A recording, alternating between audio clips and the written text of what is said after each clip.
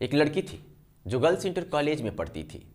वो जब भी कॉलेज से पढ़कर वापस अपने घर पहुंचती थी तो वो हमेशा हैरान व परेशान रहती थी। उसके चेहरे पर हर वक्त एक भय का साया नजर आता था। घर वाले उसकी हरकतों से परेशान हुए जा रहे थे। वो जानना चाहते थे कि आखिर ये इतना परेशान क्यों रहती है, वो भी खासकर जब ये स्कूल जाती है और जब स्कूल से वापस आती है। घर वालों ने उससे जब उसकी उदासी और परेशानी की वजह पूछी तो उस लड़की ने जो बताया उसे सुन उसके पिता वहीं चारपाई पर गिर जाते हैं और भाई आग बबूला हो जाता है। फिर लड़की कहती है कि भैया, मैं इसीलिए आपको अपनी हैरानी और परेशानी नहीं बता रही थी, क्योंकि मुझे पता था कि ये कोई छोटी मोटी घटना नहीं है और इस घटना की शिकार केवल अकेले मैं ही नहीं हूँ। मेरे कॉलेज की वो सैकड़ों लड़कियां हैं जो कॉलेज प्राचार्य की शोषण की शिकार हुई हैं, लेकिन किसी की हिम्मत आज तक नहीं हुई उसके खिलाफ बोलने की। मैं पिछले कई दिनों से खुद पीड़ित हूँ, लेकिन आप सभी से बता नहीं रही थी, क्योंकि वो बड़े लोग हैं और उनका विरोध करना आप बैल मुझसे मार वाली कहावत चरितार्थ होगी।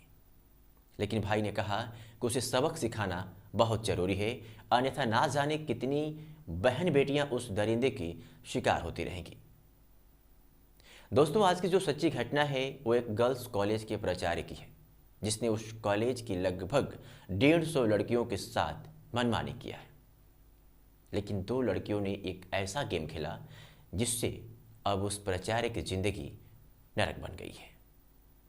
हरियाणा प्रदेश का एक जनपद लगता है जिंद, और जिंद जनपद के उचाना मंडी में स्थित है राजकीय कन्या वरिष्ठ माध्यमिक विद्यालय। इसी विद्यालय का प्राचार्य करतार सिंह जब से अपनी कुर्सी संभाला तब से लेकर आज तक रोज एक लड़की को अपने ऑफिस में बुलाता था और उनके शरीर की उन जगहों को टच करता था जिसे बैड टच कहा जाता है। लेकिन लड़कियां डर के मारे उसका विरोध नहीं कर पा रही थी। कुछ लड़कियों ने प्राचार्य की हरकतों से परेशान होकर उस कॉलेज को ही छोड़ दिया और कुछ लड़कियां आज भी उसके शोषण का शिकार हो रही हैं। एक दिन की बात है कि एक क्लास में एक महिला स्टाफ आती है और एक लड़की से कहती है कि चलो, तुम्हें प्रिंसिपल सर ने बुलाया है। महिला स्टाफ की बात सुनकर लड़की के चेहरे से अचानक रौनक गायब हो जाती है और हैरान हो जाती है कि आखिर क्या वजह हो सकती है कि प्रिंसिपल सर मुझे अपने चैम्बर में बुला रहे हैं। मैंने तो कोई गलती की नहीं है, फिर अचानक ऐसा क्यों? वो लड़की अपने मन में सोचते हुए उस महिला स्टाफ के साथ प्रिंसिपल के ऑफिस की तरफ चल पड़ती है। चूंकि वह लड़की बहुत खूबसूरत थी और उसके ऊपर प्रिंसिपल की काफ़ी दिनों से नज़र थी, लेकिन वो मौका की तलाश कर रहा था और फिर अपनी आदतों से बेशुमार उस लड़की को भी अपने ऑफिस में बुला ही लेता है। जब लड़की प्रिंसिपल के ऑफिस के दरवाजे तक पहुंचती है तो डर के मारे कांप रही थी। वो प्रिंसिपल से कहती है कि सर, आपने मुझे बुलाया? तो प्रिंसिपल कहता है कि हाँ, मेरे पास आओ। फिर लड़की थोड़ी दूर खड़ी हो जाती है तो प्रिंसिपल कहता है कि थोड़ा और करीब आओ, तुमसे कुछ पर्सनल बात करनी है। ये कहते हुए जो महिला स्टाफ होती है उससे प्रिंसिपल वहाँ से कहता है कि अब तुम जाओ। जब वो महिला स्टाफ प्रिंसिपल के ऑफिस से बाहर हुई तो उसने खुद दरवाज़ा को बंद कर दिया, जैसा कि वो पिछले कई दिनों से करती आ रही थी। उसे पता था कि प्रिंसिपल के साथ ऐसे मौके पर किस तरह मुझसे रहना है और क्या करना है। जब दरवाज़ा बंद हुआ तो लड़की घबरा गई और वो थर थर कांपने लगी।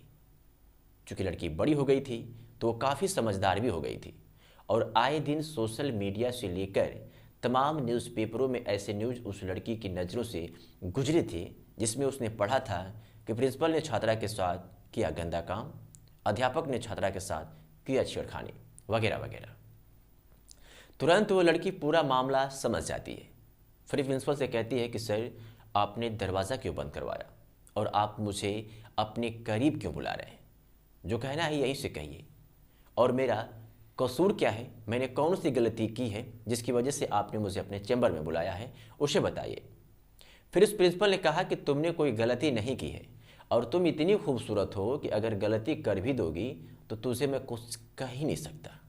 ये कहते हुए उस लड़की को पकड़कर अपने करीब कर लिया और उसके साथ छेड़खानी करना शुरू कर दिया। जब प्रिंसिपल की हरकतों का लड़की ने विरोध किया तो उसने कहा कि मेरे साथ मैनेज करोगी तो तुम्हें खुश रखूंगा, चाहे वो पैसों का मामला हो या एग्जाम में मार्क्स का, बस तुम्हें मेरे साथ कंप्रोमाइज़ करना होगा। लेकिन लड़की उसकी बातों का विरोध करते हुए झटके मारकर अपना पीछा छुड़ाती है और वहाँ से रोते हुए अपने क्लासरूम में चली जाती है। क्लास में वहाँ उसे एक लड़की पूछती है कि क्या हुआ, तुम्हारे साथ भी प्रिंसिपल सर ने कुछ गलत किया है क्या? तो उस लड़की की बात सुनकर वो लड़की हैरान हो जाती है और पूछती है कि क्या तुम भी प्रिंसिपल के गंदी हरकतों का शिकार हुई हो क्या?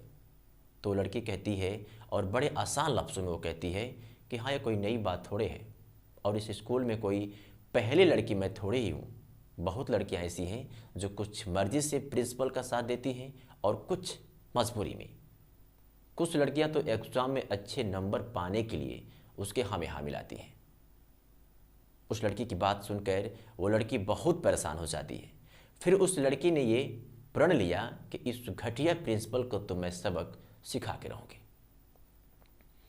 अगले दिन ये पूरी बात पूरे क्लासरूम से लेकर स्कूल के सभी स्टाफों के पास पहुंच जाती है, लेकिन किसी की मजाल नहीं थी कि प्रिंसिपल के खिलाफ कोई एक शब्द बोल दे। धीरे धीरे कुछ दिन बीत गया। फिर एक दिन उस लड़की के पास वो लड़की आती है जिसने अपने घर वालों को स्कूल की कहानी बताई थी। वो लड़की ने पूछा कि क्या वो तुम ही हो जिसे प्रिंसिपल ने अपने कमरे में कल बुलाया था? तो लड़की कहती है कि हाँ। फिर वो लड़की कहती है कि क्या तुम मेरा साथ दोगी? तो उसने कहा कि किस तरह का साथ? फिर दोनों पूरी बात को एक दूसरे से शेयर करते हैं और एक प्लान बनाते हैं कि क्यों न हम इस मामले को लेकर एक चिट्ठी प्रधानमंत्री, मुख्यमंत्री, महिला आयोग, शिक्षा विभाग को लिखें। हो सकता है कि कोई न कोई विभाग इस पर एक्शन लेगा और फिर इस स्कूल की कोई लड़की ऐसे दरिंदे प्रिंसिपल के शोषण का शिकार भविष्य में ना हो।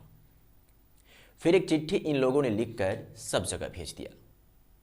जैसे ये चिट्ठी पीएम कार्यालय पहुंची तो वो पत्र पढ़ के सभी लोग हैरान हो गए। उस पत्र में लगभग 60 से 70 लड़कियों के हस्ताक्षर थे और लगभग 150 लड़कियों के साथ छेड़छाड़ के आरोप लगाए गए थे। ये लिखा था कि इस स्कूल का प्रिंसिपल हम लोगों के साथ छेड़छाड़ करता है और विरोध करने पर फेल करने की धमकी देता है। प्रधानमंत्री जी, आपसे निवेदन है कि हम लोगों का नाम कोई ना जाने और इस जिले का कोई अधिकारी जांच करने ना आए, क्योंकि मामला बड़ा लंबा है। हम लोगों को शक है कि इस जिले के अधिकारी भी इस पूरे मामले में मिले हुए हैं। लेकिन जैसा लड़कियों ने सोचा था वैसा हुआ नहीं। ना जाने कहां से वो पत्र लीक हो गया और सोशल मीडिया पर वायरल हो गया। उस पत्र को जो कोई पढ़ता था सब हैरान और परेशान थे, और सबसे ज़्यादा वो लोग परेशान थे जिनकी बच्चियां उस स्कूल में पढ़ती थी।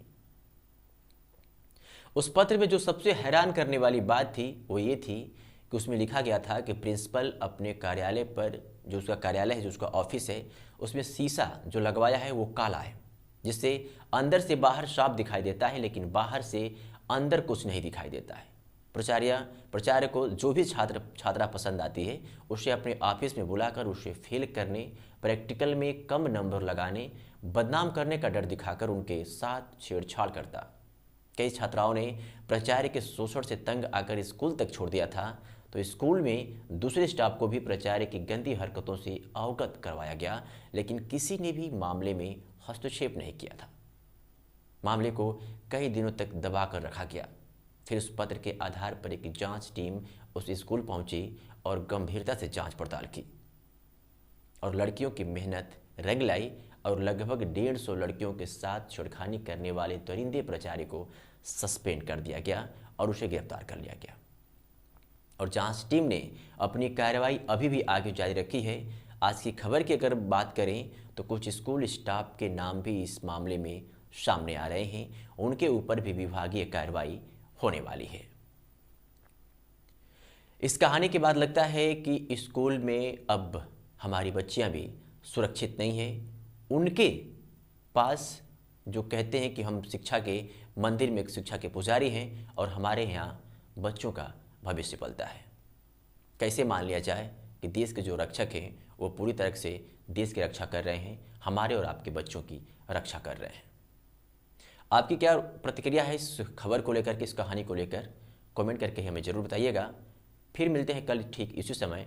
तब तक के लिए जय हिंद, वंदे मातरम।